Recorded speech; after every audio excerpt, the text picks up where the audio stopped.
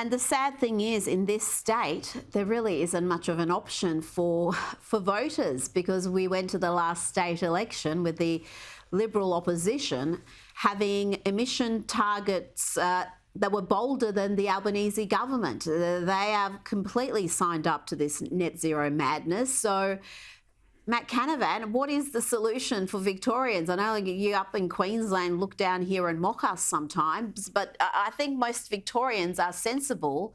We are just let down by our politicians.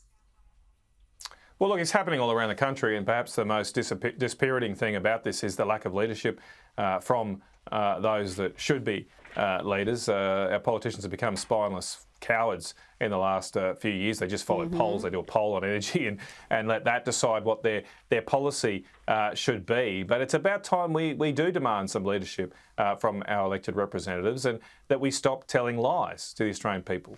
I mean, I can tell you right now, most of the politicians that have signed up to this net zero madness know that it's a big fat lie. They know there's no way of delivering net zero emissions. They just want to protect, they think it's a way of protecting their jobs. They think, these politicians, these spineless politicians think that they need to parrot this net zero nonsense because it will help them stay in a job.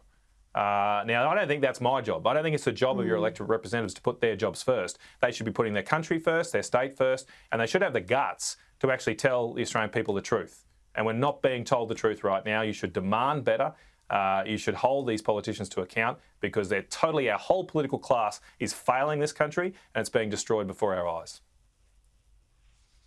Well, we are being lied to, because we are told over and over again that renewables are cheaper. Renewables are cheaper. And I think if you polled Australians, they would repeat that, because they have heard that lie so many times. But as we have seen with the experience overseas and even locally, when you look at the total cost, Matt, renewables are not cheaper. They're not only unreliable, they are a very expensive option.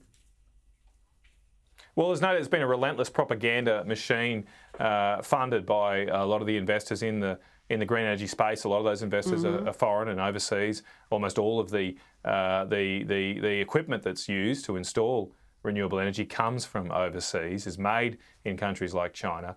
And so there's a big campaign to repeat that message. There's no doubt that's had a big impact on people's views. But look, I just would remind people of the experience of the last year in Australian politics, and that does demonstrate the power of leadership. I kind of put a pale over all my colleagues just before, but I will make an exception for the likes of Jacinta Price and also Peter Dutton, who bravely last year stood up against The Voice, stood in opposition to it, despite the fact that at the time, because people had been fed this propaganda, at the time, over 60% of Australians supported The Voice. But when those politicians, when Peter Dutton, when Jacinta Price showed leadership, within just a matter of months, those polls had completely turned around.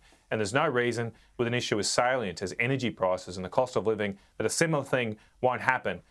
Courage is contagious. And I do think the first time that a political leader in this country has that courage on energy policy, they will be rewarded, because I believe in the common sense of the Australian people. We should be a lucky nation, but we are not making our own luck right now by making very poor decisions on energy policy.